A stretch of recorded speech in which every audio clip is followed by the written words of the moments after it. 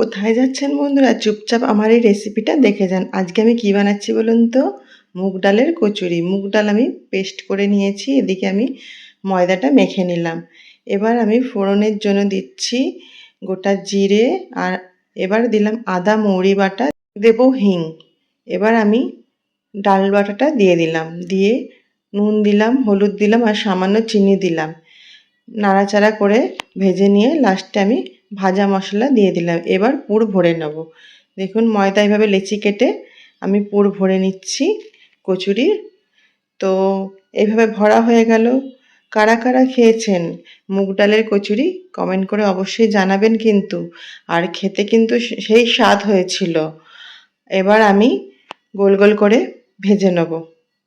দেখুন ফুলকো ফুলকো লুচি ভাজা হয়ে যাবে।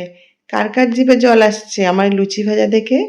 বর্ষাকালে গরম গরম লুচি, তার সাথে করেছিলাম কাবলি চানার তরকারি। ওফ, দারুণ জমে গেছিল রাতের খাবারটা। তো আমার মুগ ডালের কচুরিটা রেডি হয়ে গেল।